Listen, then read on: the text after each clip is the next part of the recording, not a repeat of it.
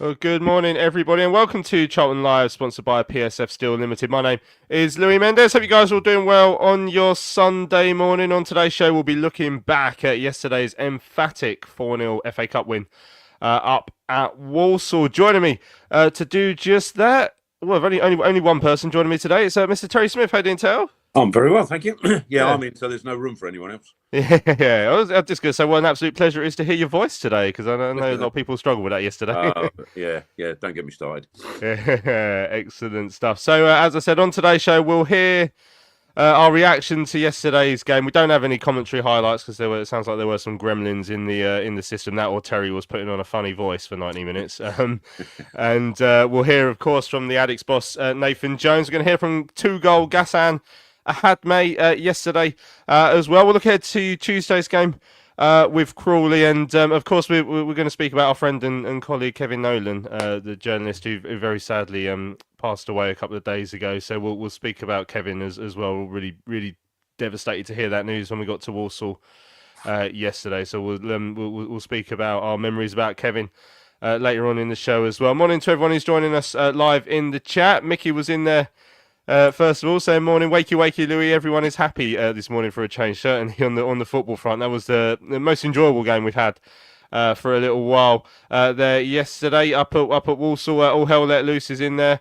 Bernie, Paul, Chris is in there. Dudley. Let us know your thoughts on yesterday's game. Let us know what went right. What did you think that we could take from yesterday's performance into our league form as well? And of course, who would you like in the next round? We're into the third round. It's a chance to draw one of the big boys, fingers crossed. Kevin's asking if that's an Arthur Horsfield shirt you're wearing there, Tel. Is that a classic one you got there? Well, he was there or thereabout. I mean, it's a Derek House shirt, of course. It's Killer House. There's an iconic picture of him crouching down with Mike Flanagan in this shirt. I just haven't managed to find the goals or the beard. Well, so you got the figure for it. That's certain. Yeah. Bless you. Lovely stuff. So, as I said, no highlights. I mean, we'll dive straight into it. Yesterday, performance then, Tel. As we'll hear in the interview with Nathan Jones, as we spoke about, I think a little bit on Thursday's show. I mean, a lot of people fancied Walsall for this game, and so anyone who had a couple of quid on Walsall when they saw that final result would have been a little bit shocked. I mean, it was very, very professional performance from us. Yeah, and that's the word, professional, isn't it? And I think probably in your interview, Nathan Jones would have mentioned that once or twice, I'm sure. Yeah, I mean, it's a potential banana skin, all the usual cliches that will come out for FA Cup ties against lower league opposition. But you say the lower league, I mean, they're effectively a League One team in waiting. They're second with a game in hand. I think they've scored for fun. I think they scored an average 2 goals a game over the season, more than that at home. They'd already beaten Bolton in the previous round. They'd beaten Birmingham, I think Wrexham and Huddersfield in the other cup competition. So they had a pedigree, and so it could have possibly slipped up on us. But we went there and did a real job, I thought.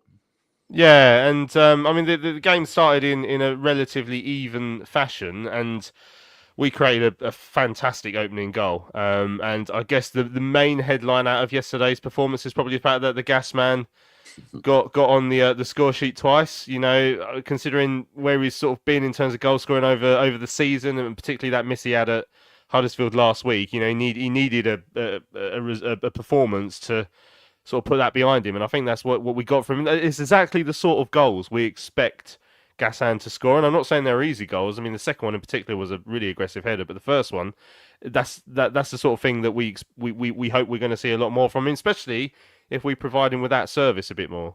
And I think that's the key. I think if you look at, and he's had a couple of opportunities similar, maybe not as good, and not as, and crosses haven't been put on a plate for him quite as well as they were yesterday. But and all strikers will tell you, and it's a confidence thing. And if you get limited chances in the game, and we're asking him to come deep, we're asking him to hold the ball up, we're asking him to out-muscle centre halves to try and create space for other players. We're not asking him to be facing the goal to get crosses on his head to bury them or in his feet.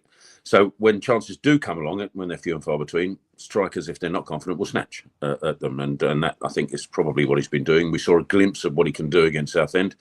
And yes, people will say, well, it's lower league opposition. And of course, that's true. But you've still got to get in the position, and you've still got to score the goal. Doesn't matter what opposition it is, you've got to finish. And he did it against Southend. And then he did it twice yesterday. And the first one especially, it was, you mentioned the second one, and you're right, he sort of bullied people to get to it, as well as launching himself at the ball. So put his head where it hurts. But the first one, in terms of the prettiest goal, with the delivery from Coventry and the way he planted that header beyond the keeper, was lovely. Yeah, Frankie's saying it was nice to see a professional performance from the lads, getting balls into the box and playing to Gas's strengths. Coventry looks a lot more effective playing ahead of Taylor. Yeah, I'll certainly speak about that little partnership in the midfield, the Taylor and Coventry one. I was looking up stats yesterday. I don't know if I was surprised by how little they have started. Only 2 league games they've started together, those two. We'll talk about that a bit later, actually, because I asked Nathan Jones about it. But yeah, the second goal, not one that commonly we'll want to see again. There's a back pass, but Matty Godden, he was alive to it, and that is sort of what we have been set up to do this season, is to invite errors like that by pressing teams a bit further up the pitch and making them turn back, and that was exactly what happened there. And I think if there's anyone in the squad you expect to be able to make it look easy to score, it's obviously going to be Matty Godden. Yeah, but you hark back again to the Southend game. We were 2-0 up and coasting, and he had a real chance to make it 3. And so snatched it, but didn't take that opportunity. So it still needed composure, and he took his time, which worried me a little bit when he was doing it. But he took his time to make sure he got it on his right on his favoured foot, shall we say, to make sure that when he slid it into an open net, it didn't go either side of the post. It went straight down the middle. So he still had to do some work for it. But you're right, the press in the first place created the horrendous back pass. And you're right. If you want anybody for it to falter, then Matty Godden's a man. Yeah, and I mean, we've been 2-0 up in this cup competition before. It's only a few weeks ago that at Southend we managed to throw that away in spectacular style before making it really hard for ourselves. So how we sort of started that start of the second half was going to be really important, and you'd expect a little bit of a reaction from, like I say, a Walsall side who've been doing really well in League Two and have beaten a lot of League One sides in cup competitions so far this season. But I mean, Nathan Jones said we weathered a storm. I don't think it was even that bad. I think we made it look, pretty fair weather for us at the start of the second half. We did what we had to do to make sure they couldn't get back into the game. I think that's probably based on previous experience, that statement from Nathan Jones, because when you consider that we have been susceptible to balls being launched into the box and set plays that have been our Achilles heel a little bit. So I think it comes from that. And it also, if you remember last season, we beat Cray Valley in the first round, and we struggled to beat Cray Valley in the first round to get past them convincingly in the second game, obviously. But then we went to Gillingham, another lower league team, and everybody thought, well, job done. We won't make the same mistake twice, and they beat us. So with the spectre of the Southend comeback also in the back of their minds, I think they probably worked hard at in the run up to this game to make sure that we didn't repeat the same mistakes. Yeah, and then obviously got those 2 goals late on. Another one for Gassan, which was good. And TC come off the bench to get one as well. A good finish for him. He's picked up a couple of goals now. That's just something that we've wanted to see him add to his game as the season's progressed. Because he's had a pretty solid start, it felt, to the season. Looked dangerous, but up until the Chelsea under-21s game, I don't think scored or assisted yet. So now he's got a couple of goals. He's come back from that injury again where he got impacted by that Walsall player. So hopefully that will set him on the right path to taking giving us those sort of final outcomes? Because I feel like he's given us pretty much everything else so far this season. Yeah, I feel a bit for TC because he's been asked to play a role that probably isn't, almost certainly he isn't used to, and he's having to adapt to a new role, or had to earlier on. So he's not playing naturally wide. Although when he came on yesterday, he looked like he was more out on the right hand side than he had done previously. And that injury would have set him back. I mean, it was Wrexham, wasn't it? It was a horrible challenge from behind, and should have got more punishment than it did. But he's come back from that, and I think if we get the player that we know he is for the remainder of the season, then we should be doing all right, I think.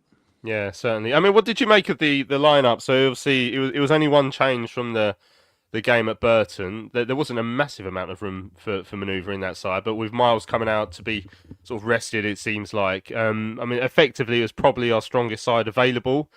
It shows that Nathan, I guess he was taking the competition very seriously. I think that's part of it, but I do wonder just if that trying to pick up a little bit of momentum after that win at Burton, a scrappy win, wasn't a vintage performance for sure, but a win it was, and you have to try and build on it, and by not making too many changes and not inviting the risk that something could go wrong, then obviously we got our reward for that.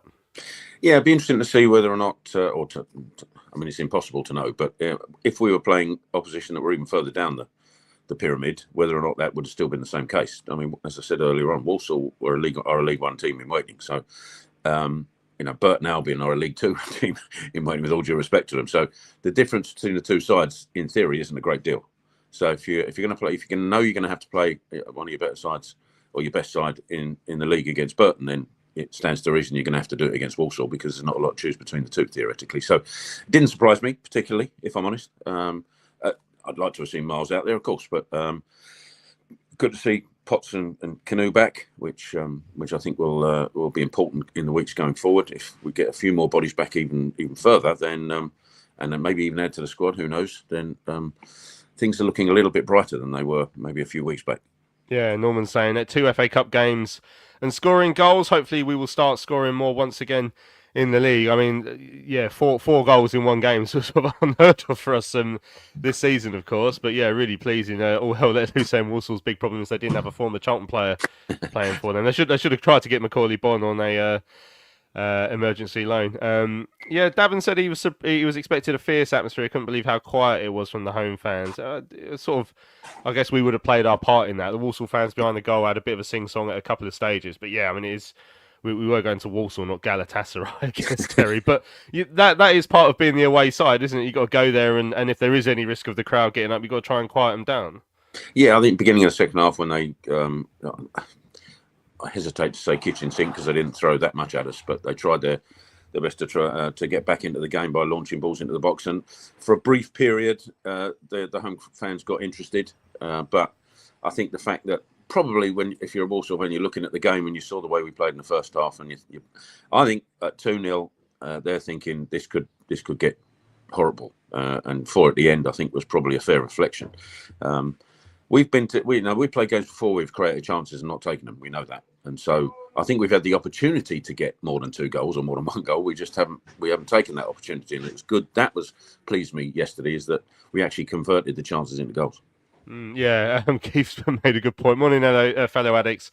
What's going on with Charlton winning away against lower league opposition? Aren't we supposed to lose 1-0 and show ourselves up? I'm still in shock. I mean, like I say, the Southend game, we made it slightly more interesting than we had to. But yesterday was such a composed performance, and there is always a concern, like when you're going into a game like this. And you mentioned the Cray and the Gills games last season, particularly, I mean, the Cray Valley game was so embarrassing, but the Gillingham game it felt like it really set us off on that run that we had last season. So whereas you might look at it as, it's only a win against a lower league opposition, you've done what you're supposed to do. I mean, you still got to try and take into account the fact that you've avoided the massive blow to the psyche of the club and the players by losing a game against a lower league opposition, and you can't sort of discount that. Absolutely that, and when you look at the results that have been flying around, as they always do in the FA Cup, I mean, it shouldn't come as a surprise to anyone. It happens, you get shocks all over the place. That's the whole nature of the competition, and we could have been another victim of that. But we did a job, and there were. I haven't seen all the results actually. I didn't have a chance to have a look, but there's bound to have been some shocks even yesterday. I'm sure there are. So the fact that we weren't one of them is great, you know. And you mentioned who can we get in the next round. I've already put my order in, so I know who we're getting. It's fine. I'm interested, Terry. Then what are you after? Well, I can't explain this, but I can explain one, I can't explain the other. There are two. I've been to. I'm an old man, right? So I've been to a fair few grounds in my time, and I'm around about 87, I think, in total of the current list of teams in the Football League and the Premier League. And I haven't been to the Etihad, obviously, at Man City's new stadium. We haven't had a chance to go there yet for obvious reasons. But bizarrely, I haven't been to Goodison Park either. What? Yeah, I know. I can't explain it. I tried to come up with a plausible excuse for that, and I can't. Whether or not every single game against Everton was a Tuesday night, I don't know. But I've never been to Goodison Park. So, before it gets knocked down, I wouldn't mind us visiting there in one of the rounds if we get through. Yeah, that'd be a lovely draw. I've been there once. I saw us in the Prem in about 2004, I think. Matt Holland volley from outside the area. We won 1-0. See, I've had two opportunities at it because we were there, and obviously there under Lenny Lawrence as well in the old First Division. So I had two cracks at it and never took one. Yeah, I mean we did play him in the Premier League about 8 times. So it's mad, isn't it? Yeah, it is crazy. Yeah, I mean I've got a vested interest in who we draw in the third round because and this isn't because I was like, oh, we're not going to make the third round, we're rubbish. It was more because I just didn't check the dates. But basically, I've already paid for a train ticket to go to Bolton on the third round weekend. So I was thinking maybe Bolton, but Walsall actually knocked those out in the first round. So I'm hoping we get Wigan or someone in that area. Somebody in the boring draw. Yeah, somebody in the Greater Manchester area. The most boring draw possible, as long as it saves me about 50 quid. So yeah, that's that's what I'm thinking about. There was a really good point in here.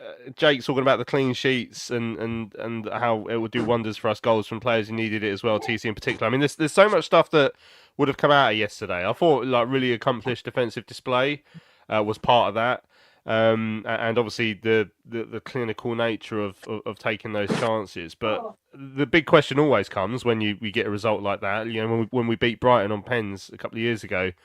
But defended really well throughout that 90 minutes to take it to penalties 0-0.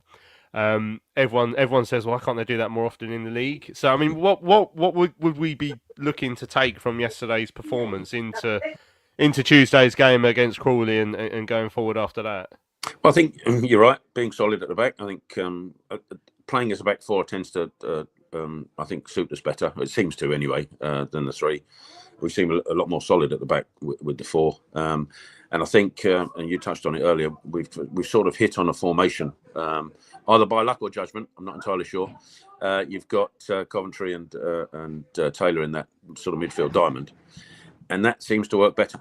And so there's protection in front of the back four, and there's a link between that midfield and the forward line. So I think by whatever reason, whether it's by genius or what, we've managed to, I think, hit on a formation that suits us, and I still think we may be a couple of players that could be added to that would make us better. But I think, I mean, I'll say that now. We've got to turn it on. We've got to perform against Crawley, regardless of the formation, and that's another thing. You can have whatever formation you like. If the players don't perform, then it doesn't matter. And I think, whether or not that's the Nathan Jones managerial experience coming to the fore, whether doesn't allow the players to just sit back and think we're going to win this comfortable. Yeah, and yeah, like I said, the clinical nature of the chance taking as well, I think will be one, especially for the Gasman. But TC took his chance. Well, Godden, as expected, took his chance. I mean, we'll hear the interview from Jones shortly, but on Matty Godden, that's now 8 goals for him in all competitions. I've said at times this season, like, outside of him getting goals, it feels like we don't get him into the game enough. But when he gets his chances, obviously he's going to miss some because he's not Ronaldo or Messi, but he's taken more. It feels like more than he's missed. He's taken the amount we've hoped for him, and Nathan sort of in the interview you'll hear he sort of says he's almost saying that sort of vindicating the decision to let Alfie go in the summer. Is that how you've seen it? I mean, obviously Alfie, we know what he's capable of. We know he's not playing as much at Birmingham as he would because they've got about 15 strikers, but. Yeah, that's what Nathan had to say yesterday.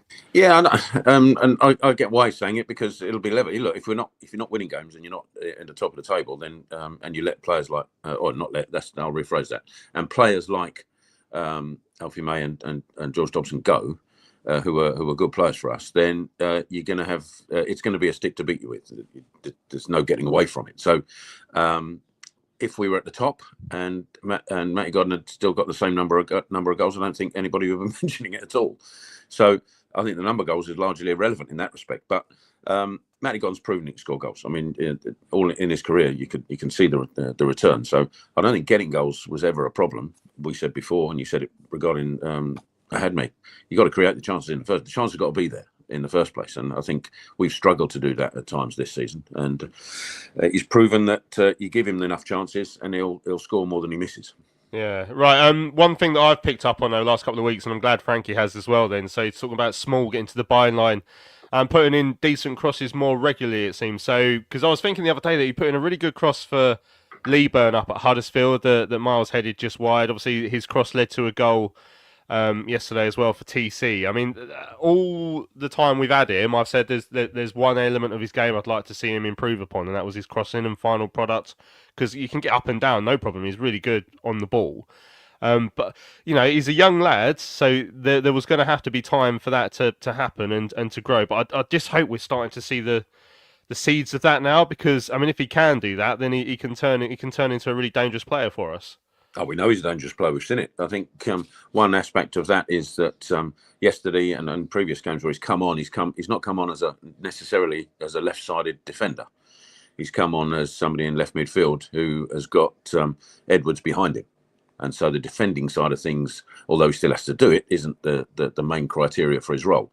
I think Terry Small's still a young player and a quality player. Otherwise, you know, A, we wouldn't have seen it last season. We did, and B, he wouldn't have been picked for the England setup that he has. So there's clear, you know, we know there's a quality player in there, and when he does produce that cross, you know, I think Ahadme would be rubbing his hands if you could get 10 of those a game.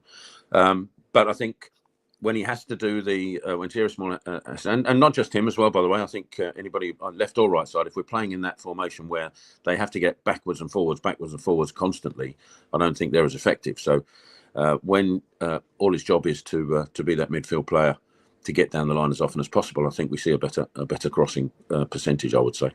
Lovely stuff. Right, Paul says hopefully Nathan Jones can finally accept that Terry Taylor should be in his first 11. No more of this tough love nonsense or whatever it is. And all hell let loose says, I know a local newspaper has already suggested this, but has Terry Taylor made himself an automatic starter in the first 11? So I gave Terry my man of the match in my paper report yesterday.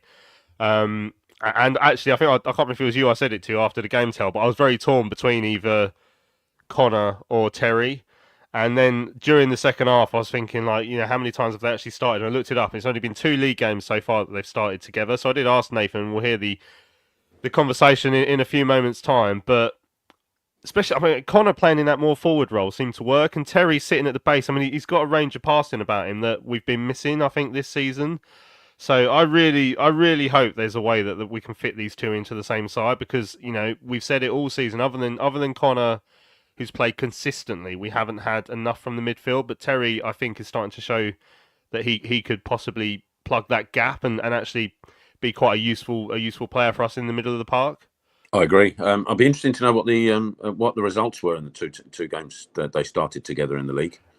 Drew one away at Barnsley, which we were quite poor in, and then lost at Exeter, which, to be fair, we probably should have got a draw from. So it's not. I'm not saying like every time they've played together they've been superb, but and I think that's the key here. I think it's they played really well together in the last couple of games, and I think as I said earlier on, it might be that we've hit on a midfield setup that actually works to our advantage.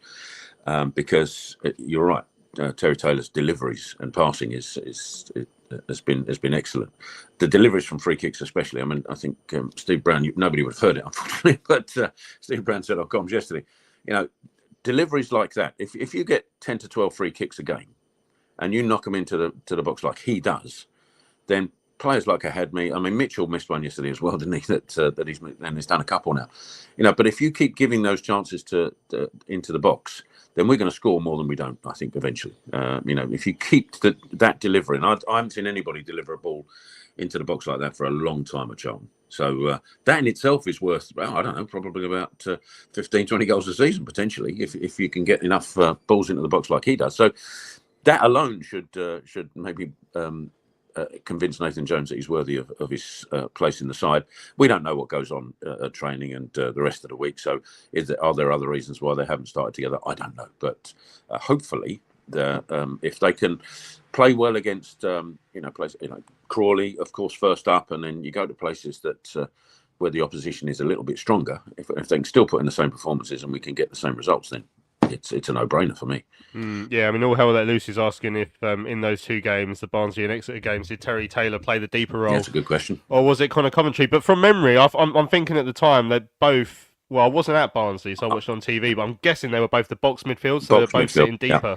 Yeah. So, which at times has worked for us this season, the box midfield. Against Birmingham, it was really useful for us. But maybe there's some tweaking to do game to game. But I just thought yesterday it just looked right, and Connor.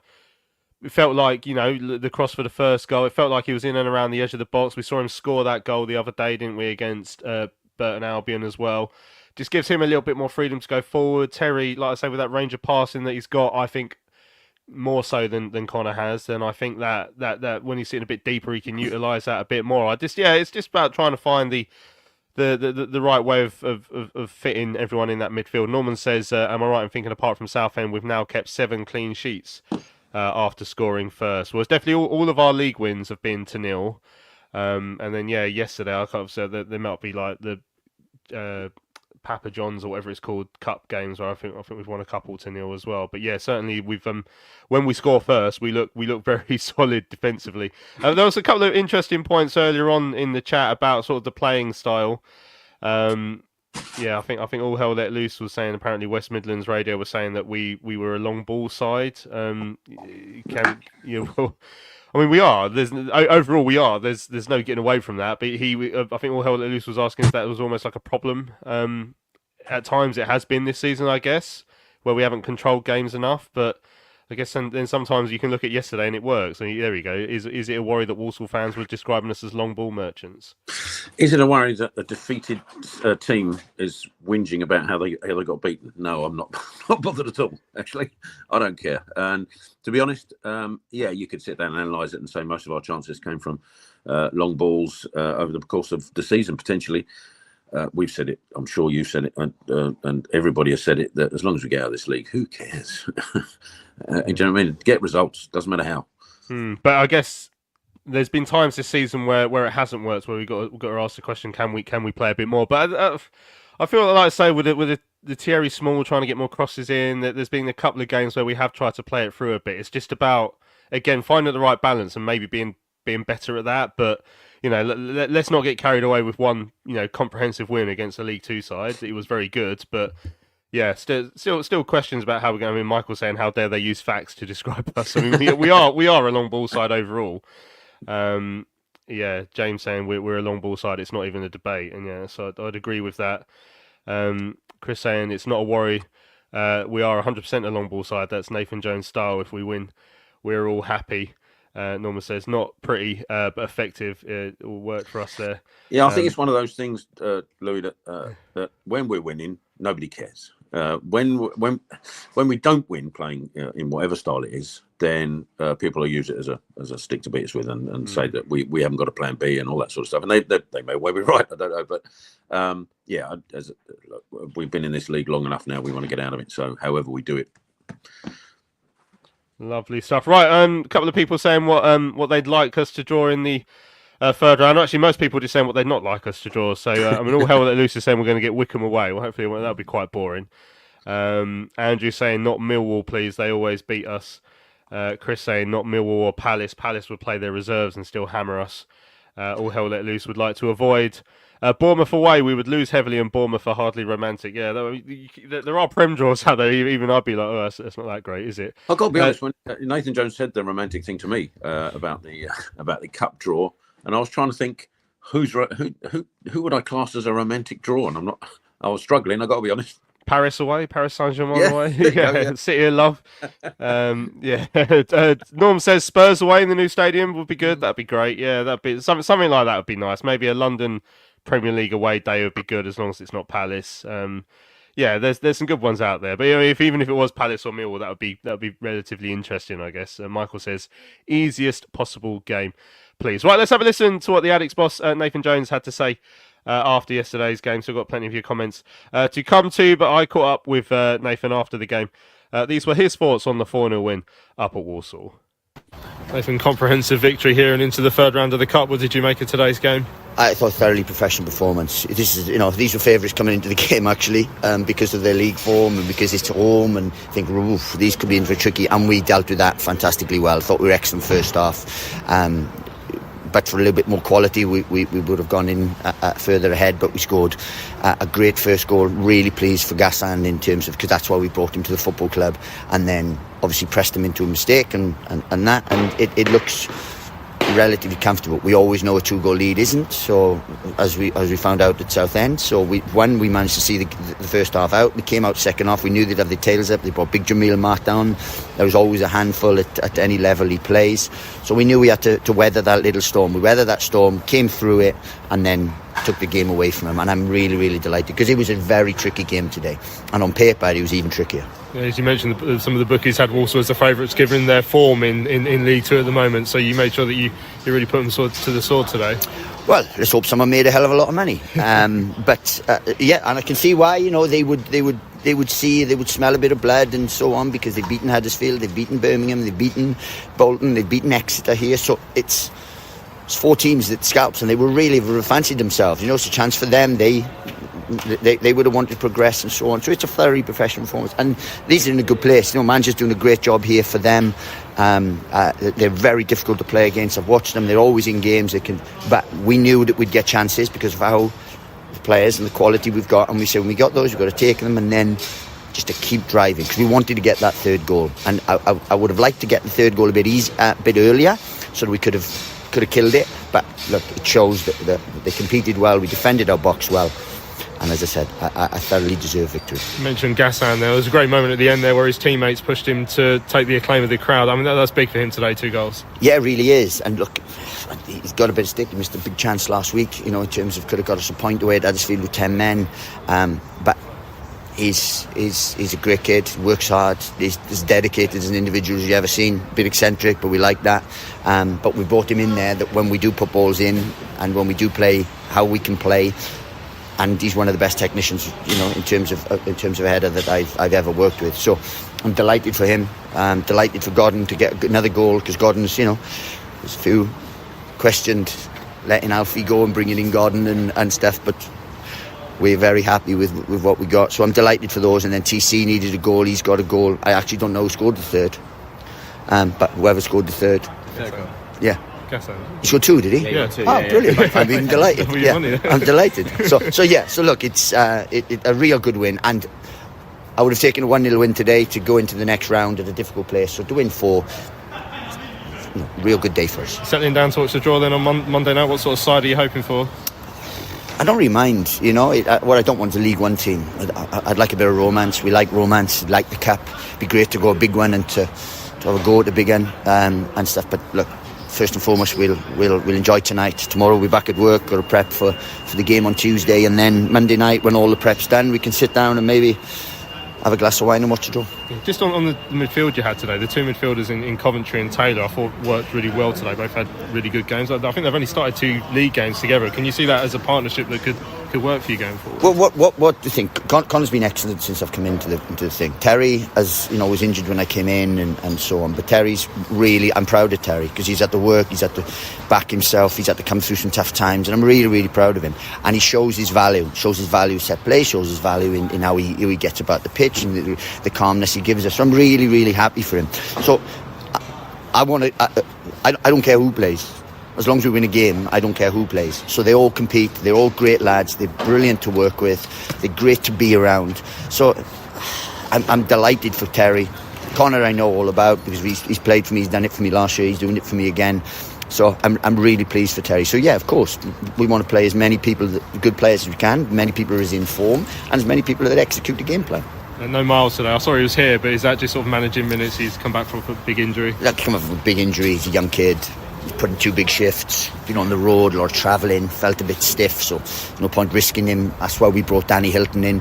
So just to have any clarification, Danny Hilton just lights or takes the load off Chucks and Miles, because we know that we can't just flog both of those. Chucks has been out for a while now in terms of that, so that's why we've got Danny, and Danny's impacted. So it's, you know, it's by using your squad, and as I said, the games come thick and fast, and we have to. We've got players who are coming back today. We had Carnu back today. We've got Potts back today, so it's a slightly better position. Hopefully we get Lloyd back after the weekend, which is another big one for us. So look, it's starting to turn around a little bit. And as I said to the fans, and fans were magnificent again today in terms of everything, but as I said to the fans, we just got to stay involved, stay close, stay thinking, because when we hit the ground running, when we get everyone back, when we are the team I want us to be, then look, that could be exciting. If you back this up on Tuesday with the Crawley game, and that turns into 3 wins in a row in all comps, I mean, that could be that momentum that you need. Well, it is, but we haven't lost many games, like, you know, in terms of coming into the Exeter game. I think we'd lost one in who knows how many. I don't know. And we've had some tough games, you know. We've had Birmingham's and people like that, Wrexham's, and we've shown we're a good side, like, in terms of stuff. But there are teams in the country with injuries that are not picking up results. Like, that's it. We've continued to pick up results, albeit we want to pick up even more, even better results. But once we get everyone back, once we have got a full squad, once we've got, you know, big players back, then we can be the side that we want to be. But at the minute, we've had to hang in there.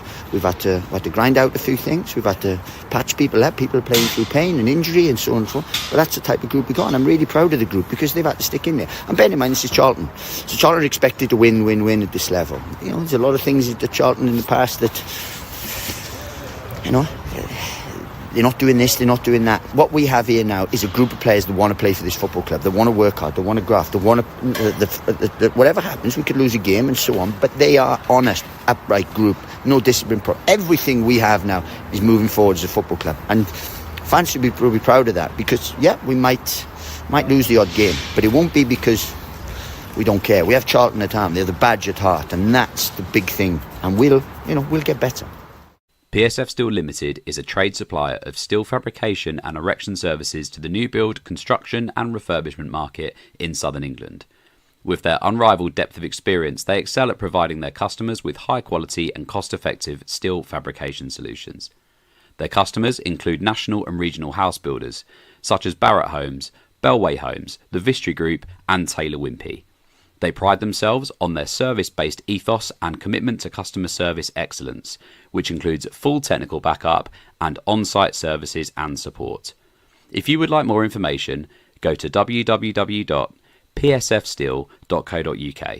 That's www.psfsteel.co.uk.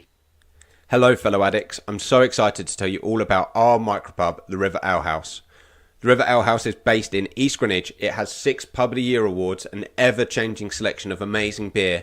It's owned by Charlton fans, walkable to the ground in just 20 minutes with buses that go direct to the Valley too. If your matchday routine includes a drink with your friends, you must join your fellow addicts in the river. See you soon. Right, welcome back to Charlton Live on your Sunday morning. We're looking back at yesterday's 4-0 win up at Walsall. Just heard there from the Addicts boss, Nathan Jones. Before we go any further, though, Tel, I did want to speak about our friend and colleague Kevin Nolan. When we arrived at Walsall yesterday, it was pretty much that was when we were greeted with the really sad news that Kevin had passed away. So aged 87, had been a stalwart in the press box for, well, obviously as long as I've been doing this sort of stuff, but for much longer than that. His match reports in the Mercury and the SLP and on the Greenwich Wire recently are just legendary. He had the most unique style of writing I've ever seen, and it was so engaging to read. And he was just a brilliant journalist and writer. But you know, I got to know him as a bloke as well over the last few years, and he was just one of the nicest people you've ever met. A great character. He was so funny, so witty. Loved Charlton like you wouldn't believe. And he's going to be a massive miss. Oh, yeah. I knew he'd not been well. We've been away a couple of games, and I found out that he wasn't particularly well last week when we were travelling, and then you hope, well, okay, he's 87, so let's take it easy, Kevin, and we'll see you again, because he was at the Valley, rain or shine, you've said everything spot on about how good he was as a professional. He had a razor sharp mind and a razor sharp wit as well. And a razor sharp tongue at times, and his writing was legendary, and my first experience again with you was at the Mercury. But he also made guest appearances on the original Charlton Live radio shows, and they were always entertaining, always. And I think they probably had to get the mute button ready and the beep button ready from time to time, because as I experienced a few times in comms when he travelled away, he'd not really consider that we were live, particularly. So he'd make a comment either on the previous performance or what he thought the team was, and there'd be a few expletives in there. But just a wonderful man. And as you said, we got to know him well. I mean, I think when we started doing Charlton Live, of course, back at the Valley, he made the odd appearance. And then when we morphed into doing other things and was part of the media team area, he was always there, always welcome. And I was a little bit worried, if I'm honest, when I first knew I was going to meet Kevin Nolan, the Kevin Nolan, because I wondered, would he think I'm a fraud? Would he think I shouldn't be there? Would, he's a journalist of some note and some a genius. And so you think, he's going to look at me and think, what are you doing here? You don't belong. But that couldn't be further from the truth. I mean, he just welcomed us, and it's it was tough yesterday, I've got to say, really tough. And I've got so many good memories of Kevin that probably we'd have to do 2 shows, I think, with all the stuff that there's a couple that spring to mind, especially the one with, I don't know if you were there actually, Louis, when Nigel Adkins was Southampton manager. Do you remember that? I've heard of this, but yeah, I wasn't there at the time. No, that was just genius. It was just brilliant. I mean, Nigel Adkins, everybody thought was all happiness, sweetness, and light, and walking is brilliant and all that. But it was after the Boxing Day game when it was called off because of that frozen 10-foot space that the linesman didn't want to run on. And I don't know if Kevin had the ump from that point forward, but when we played the return game, and Kevin, he would never ask a question in the press conference. Almost never. I never experienced him doing it. But he'd write everything, make notes, and then comment afterwards. But when Nigel Adkins insisted that the ball had gone over the line when Southampton had a last-minute chance off the crossbar, and we'd all seen it on the analyst's laptop, and nobody could tell. And so when he offered Nigel Adkins his glasses to say, "Are you sure? Do you want to borrow these? Because I'm not sure you saw it properly." And then Nigel Adkins, in response, said, "Well, he called him an angry man." He called him initially, and then he just went, "Who are you?" And Kevin Nolan, with probably the best put down I think I've ever heard anywhere, he said, "Well, my name's Kevin Nolan, and you are?" And Nigel Adkins stormed out. Tables went everywhere, and he got banned from the return fixture at Southampton. It was just brilliant. And then, of course, when Nigel came back to manage Charlton, everybody was holding their breath. Everybody in that press room was thinking, "Oh, goodness me, this is going to go mental." But neither of them said a word. It was brilliant. Absolutely brilliant. So I've got so many fun. And that's, I think, as sad as it is, and it is, and our thoughts are with Hazel and all the family, I'm going to remember the good stuff. Yeah, certainly. The first time I came across Kevin was when I was still probably 13, 14. Was he used to do the tours at the Valley as well back in the day, and I just remember like he knew everything about the club and obviously had so many stories. But I just being a 13-year-old, all the other kids on the tour were just giggling at how much he swore in front of us as well. But he was as real as they came, and as Terry said, obviously our thoughts are with Hazel and Adam and everyone who loves Kevin in the family, and we're really sad to hear of his passing. And it's a big loss to the club as well, because he was a really integral part of Charlton Athletic. Dudley says we'll all miss Kevin's very special descriptive reports. R.I.P. Kevin. Andrew says R.I.P. Kevin. Your humour and warmth will be sadly missed, and it certainly will. Right. We heard there from the Addicts boss Nathan Jones. He gave it felt like a bit of a rallying cry at the end there. Tell about how the players are giving everything. Funny enough, that's the one thing I wouldn't say we've lacked this season is effort. Even in when we lost at Huddersfield, so we had a go, didn't we? We gave it a real go in that second half, and he's trying to sort of temper, I guess, the criticism that the side have had. Although, and the way that it's going to be tempered long term is if we get promoted. Basically, that's he referenced the level of expectation you have at Charlton, but that's what he's sort of got to deal with. Yeah, and I think, and I understand why he's doing it as well. I think, but I think he's right. If you look, I mean, you mentioned it in the interview where you saw Gassan Ahadme, who's he said he's eccentric, so I imagine he's a little, maybe a little bit of a loner in terms of the squad. But he was hanging back as all the players were going across to the fans, and Nathan was going across, and he just hung back a little bit, and the whole side dragged him forward and pushed him to the front to make sure he got the credit he deserved from the Charlton fans. And I think that shows there's a togetherness in the squad. And I sort of seen it around us, and you travel the same as I do. So you see, I think you can tell when there's a fractured camp. You can tell there's sort of little pockets of people that don't talk to each other. And after a goal, some people don't bother celebrating. So you can tell when there's not a togetherness, and I think you can't level that at this squad. There is a togetherness there, and I think that will stand us in good stead as long as we get the formation and maybe a couple of more players. I think, and all the injured players back. I mean, that was great news about Nathan Jones, by the way. Sorry, Lloyd Jones. I've said it again. From Nathan Jones that Lloyd might be back. I mean, that's cracking news.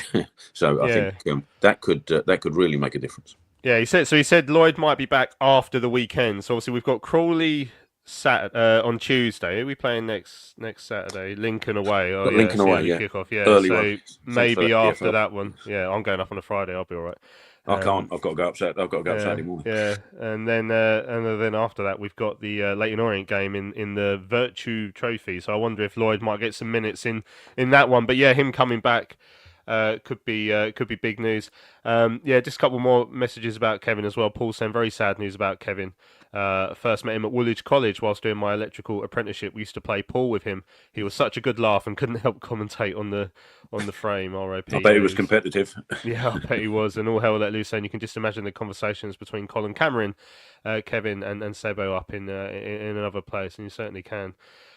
James said Jones seems disappointed or slightly upset with the fans' expectations. That's the job. Unfortunately, we want them to do well. But that's what I sort of referenced there. Like the expectation comes with the job, and the longer we're in League One, almost the higher it will get because we can't stay down here forever. So he does have to learn to sort of almost deal with that and the criticism that will come after poor performances.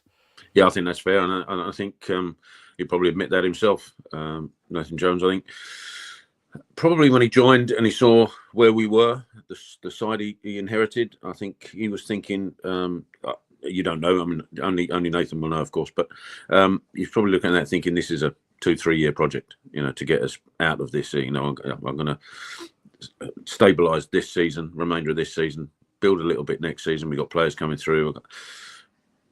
I'll bring players in that will get us close, and if we get up, then great, fantastic. But whether or not he sees it as a long-term project and then doesn't understand why everybody else doesn't, I don't know. But yeah, I think. Look, I mean, I think the thing that brought it home and has brought it home is when actually the FA Cup, when you've said it yourself, I've said it, where you go, oh, we might pull a big club next round, and you think, hold on, that should be us. Do you know what I mean? Because a few years back, that would have been us, and so there's that desperation to get back to being the club that people want to draw in the third round of the FA Cup. That's where we want to be, regardless of what league we happen to be in. But we also have to understand that we've been in League One for a little while now, and yo-yoed even before that. So we've had to cut our cloth accordingly, and it might take more than one season to do it. Yeah, certainly right. Morning, Ed is talking about the Lazarus Terry Taylor discarded at the start. Is he now a name that should be in our strongest 11? And Malk on email as well says great delivery from set pieces and looks to go forward. It has to be Coventry and Taylor as a starting pair every time. Now let's build on this. And push on. Coventry seemed to play further forward, and he did, didn't he? And like I was sort of talking about earlier, I think there's room in that side for that. I think all season we've struggled to find the right midfield overall, and I just wonder if we've not stumbled across it, but if Terry Taylor's played his way into that reckoning. Gary says, morning all. So funny that the BBC stated the scoreline didn't flatter us at the end, with their manager saying the complete opposite. Pleased for the Gasman. Hopefully he can push on now and score some more. Yeah, and the highlights I saw that had a commentator on this morning said that 4-0 didn't flatter us. I didn't think it particularly did, because we had chances and they actually didn't really. No, I mean, I think Ashley made one good save in the first half from the flick on from, I'm trying to think who it was. Actually, who flicked it on? Was it Lowe? I think flicked it on from a left wing cross that Ash had to deal with. Other than that, I don't think he was brought into action too often. And so, yeah, I don't know where that flatteringness comes from, to be honest, apart from sour grapes, maybe. Yeah, and actually, well, since you mentioned Ash there, Chris is saying, does Maynard Brewer stay in when Mannion is fit? I mean, that'll be a decision to make, obviously, for the Addicts boss. He's done all right, to be fair, Ash. Like, we know he's a good shot stopper. I think maybe the Huddersfield second goal, looking back at it, he probably might have done a bit better with. But I mean, overall, Mannion's made the odd mistake here and there. There'll be an interesting one when Will Mannion is fit again. Yeah, it is, and as I say, I think both keepers will have an argument for being in there. So tough one for me. I think if you had to pick a difference between the two, maybe you'd say that Mannion maybe controls his 6-yard box better at crossing, better at taking crosses. Yeah, maybe. But other than that, I think you're right. Ashley's a fantastic shot stopper, and that game last week when we won.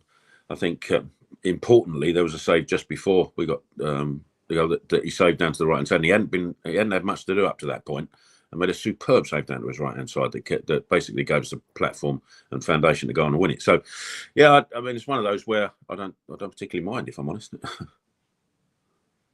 Lovely stuff. Right, let's hear from the Gasman. He turned up the heat yesterday with a couple of goals. He's up to 3 now in the FA Cup, 4 for the season. I caught up with Gassan Ahadme after yesterday's 4-0 win up at Walsall.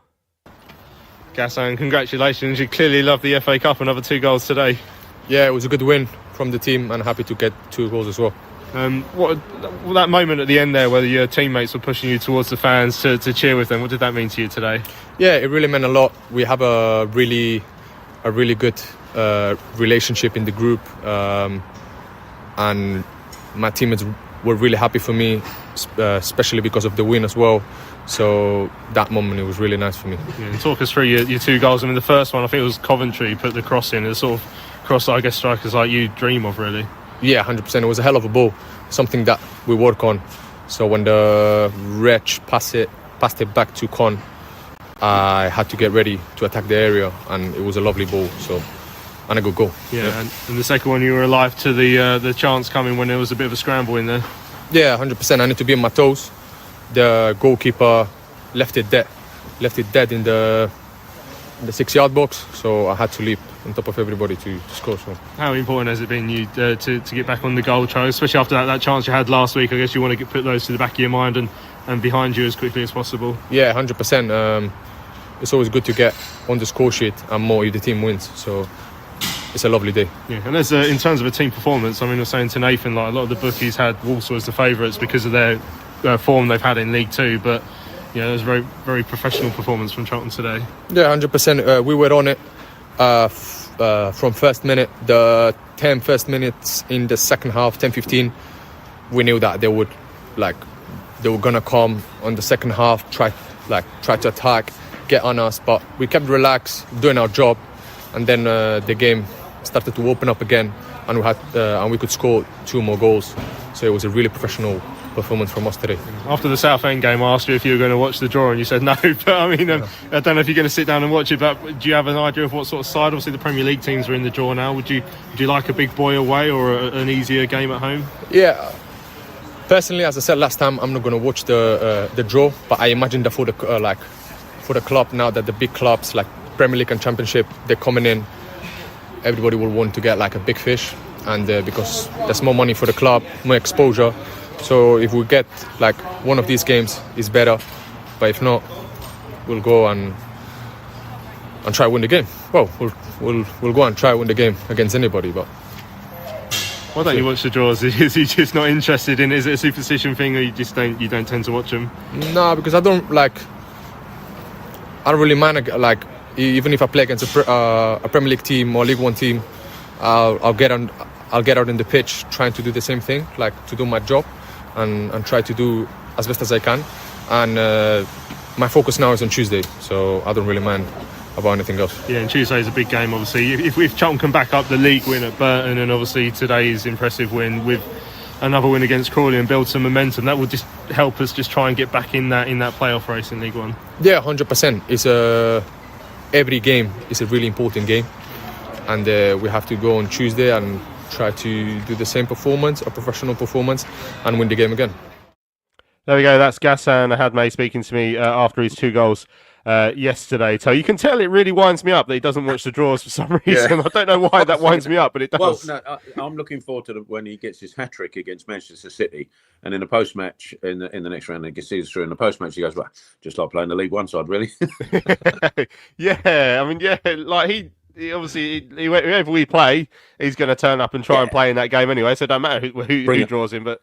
Bring him on. Who cares? I feel like he's missing out on the excitement of the draw. I'm going to invite him round to watch the draw. Yeah, the trouble is, see, if you introduce him to that, of course, and fair play to you, introduce him to the excitement of the FA Cup draw, and then we get Leighton Orient away. Do you know what I mean? You're setting yourself up for maybe him not liking you very much if you get. Yeah, it's to retire from football. Actually, is this as good as it gets? Watching this draw at Burton at home. Yeah, I mean, Andrew says the picture tells the story. So the picture when I played the interview on YouTube was of his teammates pushing him to take the acclaim of the away fans at full time. I thought that was really important. And actually, if you look at the faces of all the players behind Gassan while he's doing the 3 cheers. They all clearly like him. He's clearly a very likable fella. And we've interviewed him, and all right, his answers tend to be fairly short, but and they all are. You know, I haven't come across any of them that are difficult or no, I'm not doing it. No, I'm not doing an interview. No, I don't want to talk to you. None of that. So, and Gaston's the same. It's a very likable man, very approachable, even when he's not in front of a camera or in front of a microphone. So, yeah, I think, and we said it before, or I said it before, it's they're a decent bunch of people as well as players. Yeah, Paul says, I agree with Tell comments about the team spirit. I was in the group of fans waiting by the team coach after the Burton game. They all seem like really decent lads, got good vibes from them. Yeah, a couple of people saying that Gassan's going to win the... Chris saying Gassan's going to win the Golden Boot in the FA Cup. Norman reckons at this rate he's going to have 10 by the semi-finals. I'm fairly confident Stockley won it for us a couple of years ago. I think he had like 4, or maybe was a joint winner with someone at Man City or something. So yeah, stick that in the trophy cabinet. Oh, by the way, before you go on, I want to just ask. You mentioned to Nathan Jones and Gassan, I think, about the bookies' favourites. So how much did you win? I wish I had. I won on us at the Burton game. I didn't have a flutter yesterday, unfortunately. I should have had a little nibble just to try and win back my bloody Bolton train money. To be fair, right. Keep saying hopefully Gas can chip in with around 10 goals. At least he stays fitter than Chucks. Right, yesterday's result means very little in terms of the momentum if we don't follow it up against Crawley at home on Tuesday evening, Tell. I really enjoyed yesterday. It was a great day, but cup form is secondary to league form for us. If we're going to have a good season overall, it's going to be winning promotion or trying to get into the top 6. At the moment, that's not looking very likely. We're playing a Crawley side who last time out beat Rotherham at home in terms of the league. 4-3 defeat against Lincoln in the cup yesterday. I think they were 3-0 up in that or something crazy, or they had a good lead, maybe 2-0 up. But former Charlton goalkeeper coming back as manager in Rob Elliott as well. It's got some interesting storylines, but overall the only headline that matters is the final score and Charlton winning on Tuesday. Yeah, absolutely. I mean, I think we all looked at the set run of fixtures leading up to yesterday's FA Cup, and so the game before plus the game after, and then the Lincoln on Saturday, and it just felt like a really important 4-game period. Do you know what I mean? And it's bizarre. I think everybody was looking at the 4 games. Well, you know, if we happen to go out in the cup, it's not the end of the world. But I think if both in our league form and in our for motivation and for confidence, etc., if we can come out of these next 2 games now, the 2 that are left of the 4, before we then face them, we've got Huddersfield, I think, mixed in there. And then Northampton, I believe. If we can come out of that with a decent amount of points and in the next round, I think that's going to... I think Nathan mentioned it briefly. If we're in the mix come December, end of December and January, then I think what he's getting at is that if he can say to the board and the owners that, well, look, we're this close, we just need a couple more. They might dip into their pockets. Whereas if we're miles away, they're probably going to think, no, not this year. Wait till next season. Yeah, well, we have to try and be on those coattails. I mean, we've said this every season, unfortunately. In terms of team news ahead of Tuesday's game, then I can't imagine there's, like, as always, there's much room for manoeuvre. And I feel like we've stumbled across a formula that worked for us yesterday. I guess the only question will be if Miles is fit enough to start. And in that case, is there a decision to be made there? Because Gas has come off 2 goals, Godden's scoring goals at the moment. The formation that we picked yesterday seemed to work. Yeah, I'll be a little surprised, actually. I mean, I've been surprised before, so it's not a gimme. But if they are a little bit concerned about Miles and whether or not he needs a little bit of a break, having had that injury and come back and played well, by the way, since he's been back, then they might just put him in the squad again, see how he feels, because they said he felt a little bit stiff yesterday, so didn't risk it. If he's still a little bit stiff, then it's not worth the risk. Absolutely not worth the risk. And we saw yesterday that the team are quite capable of getting a result without Miles up top. So as long as they put in the same performance, then I'm not entirely sure the team will change a huge amount. But you're right, Miles certainly in the squad. And when you think about it, we had 9 subs. Was it 9 subs yesterday? I think. Yeah. So we won't have that many. So there's Nathan's got a decision to make in terms of who's on the bench. And if you add Miles to that equation, then who do you drop? Dan Potts has only just come back. Daniel Canute's only just come back. So Josh Lacarettabua has come in from the academy and the under-21. So somebody's got to give way. I'd expect if Miles is even remotely fit, then at least he'll be on the bench. Yeah, lovely stuff. Right, well, good pronunciation of Josh Lacarettabua as well there. Oh, that's the first time I've said it, and I've been practicing it for months, and I've nailed it. Easy. I have to say, the Walsall announcer yesterday did a sterling job when he came on. I was really impressed, because that's not an easy one. The only thing I had a problem with the stadium announcer yesterday was the volume. Yeah, Wow. I think I was absolutely deaf after that. Right, we've run out of time on this week's Charlton. I've absolutely flown by. Massive thanks to everyone who's joined us live in the chat to look back at yesterday's 4-0 win up at Walsall. A couple of notices. Don't forget, Christmas coming. CharltonLive.etsy.com to get your Charlton Live branded mug. Norman tweeted us earlier. He's got his one, and he's wearing the same shirt as Terry as well, actually. So yeah, check out our Twitter page. You can see Terry's mug there as well. What can I tell you? Yeah, well, I was going to say, well, at least someone's following you in that regard. Yeah, so massive thanks to everyone who's joined us live. Don't forget to subscribe on YouTube so you never miss another show. All Hell Let Loose is saying thanking me and the goat, which is Terry, of course, the greatest of all time, or he's got a goat in his front room, which is possible. Yeah, excellent. Yeah, so don't forget to subscribe to our show. We'll be back on Thursday evening when we'll look back at the Crawley game and ahead to the Lincoln game. So make sure you join us then. Terry, it's been an absolute pleasure to have you on the show this morning. I shall let you get on with your Christmas decorating. Yes, the room will look significantly different if you join me between now and Christmas after today. Lovely stuff. Right, I'm Louis Mendes. This has been Charlton Live, sponsored by PSF Steel. And just once more, we just want to say we're dedicating the show to Kevin, who we're really going to miss down at the Valley. Thanks for your time. We'll see you again on Thursday.